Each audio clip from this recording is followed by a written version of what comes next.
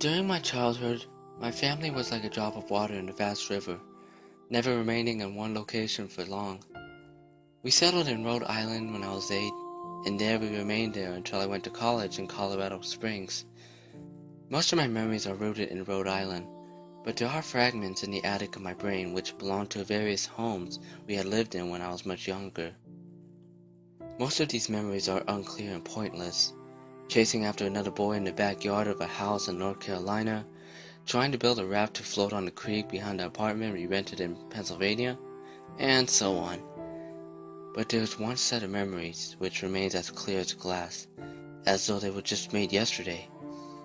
I often wonder whether these memories are simply lucid dreams produced by a long sickness I experienced that spring, but in my heart, I know they are real.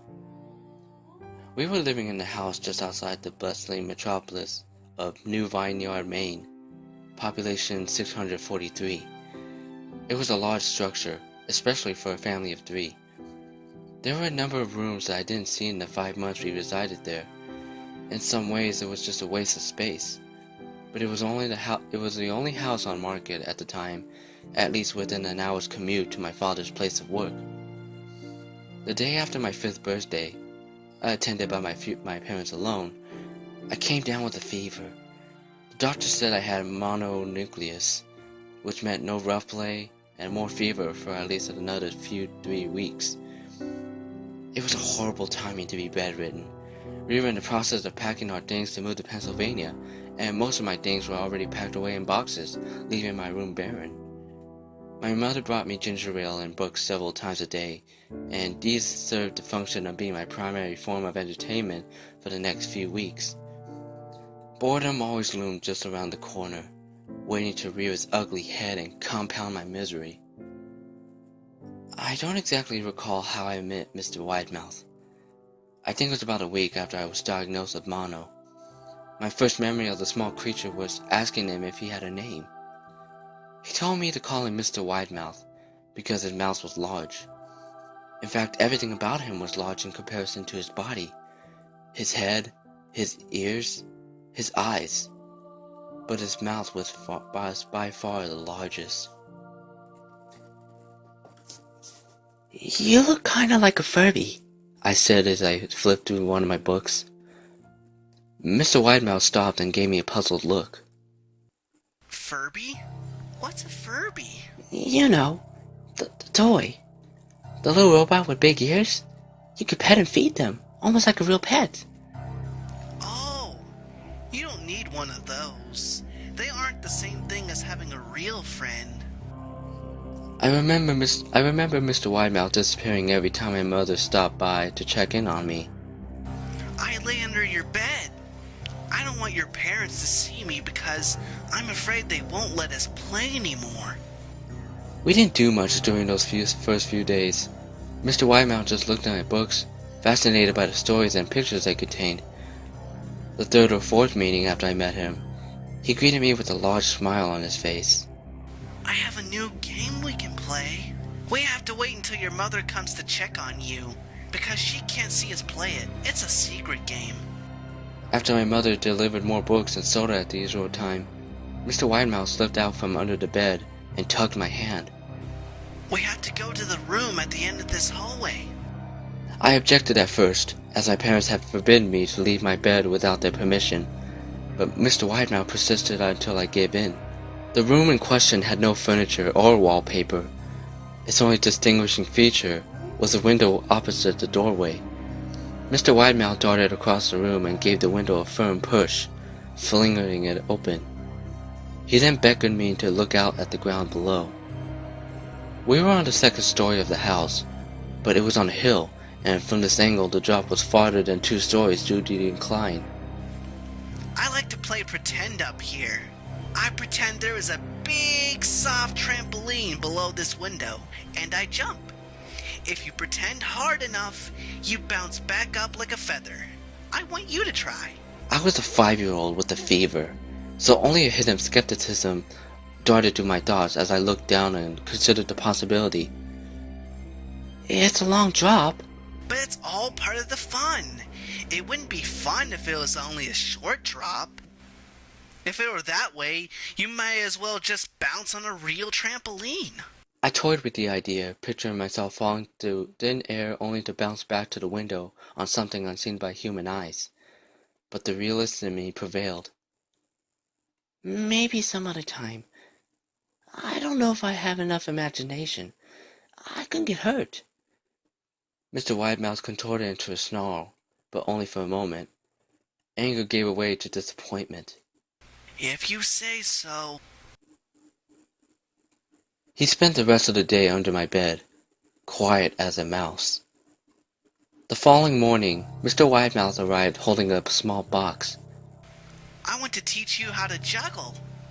Here are some things you could use to practice before I start giving you lessons. I looked in the box. It was full of knives. My parents will kill me! I shouted, horrified that Mr. Widemouth had brought knives into my room, objects that my parents would never allow me to touch. I'll be spanked and grounded for a year. Mr. Widemouth frowned. It's fun to juggle with these. I want you to try it. I pushed the box away. I can't. I'll get in trouble. Knives aren't safe to just throw in the air. Mr. Widemouth's frown deepened into a scowl. He took the box of knives and slid under my bed, remaining there the rest of the day. I began to wonder how often he was under me. I started having trouble sleeping after that. Mr. Widemouth often woke me up at night, saying he put a real trampoline under the window, a big one that couldn't see in the dark. I always declined and tried to go back to sleep, but Mr. Widemouth persisted. Sometimes he stayed by my side until early in the morning, encouraging me to jump. He wasn't so fun to play with anymore. My mother came to me one morning and told me I had her permission to walk around outside. She thought the fresh air would be good for me, especially after being confined to my room for so long.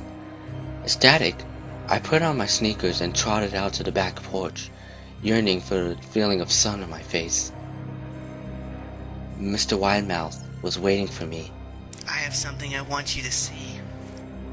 I must have given him a weird look because he then said this. It's safe, I promise. I followed him to the beginning of the deer trail, which ran through the woods behind the house. This is an important path. I've had a lot of friends about your age. When they were ready, I took them down this path to a special place. You aren't ready yet, but one day, I hope to take you there. I returned to the house, wondering what kind of place lay beyond that trail. 2 weeks after I met Mr. Widemouth, the last load of our things had been packed into the moving truck. I would be in the cab of that truck, sitting next to my father for a long drive to Pennsylvania. I would consider telling Mr. Widemouth that I would be leaving, but even at a 5-year-old, I was beginning to suspect that perhaps the creature's intentions were not to my benefit, despite what he said otherwise. For this reason, I decided to keep my departure a secret. My father and I were just in the truck at 4 a.m. He was hoping to make it to Pennsylvania by lunchtime tomorrow, with the help of the endless supply of coffee and a 6-pack of energy drinks. He seemed more like a man who was about to run a marathon, rather than one who was about to spend 2 days sitting still. Early enough for you? My father asked with hidden sympathy. I nodded and placed my hand against the window, hoping for some sleep before the sun came up. I felt my father's hand on my shoulder. This is the last move, son. I promise. I know it's hard for you, as sick as you've been. Once Daddy gets promoted, we could settle down and you can make new friends. I opened my eyes as we backed out of the driveway. I saw Mr. Widemouth's silhouette in my bedroom window. He stood motionless until the truck was about to turn onto the main road. He gave a pitiful little wave goodbye, steak knife in hand. I didn't wave back. Years later, I returned to New Vineyard. The piece of land our house stood upon was empty, except for the foundation, as the house burned down a few years after my family left. Out of curiosity, I followed the deer trail that Mr. Widemouth had shown me. Part of me expected him to jump out from behind a tree and scaring the living bejesus out of me. But I felt that Mr. Widemouth was gone, somehow tied to the house that no longer existed. The trail ended at the new Vineyard Memorial Cemetery. I noticed that many of the tombstones belonged to children.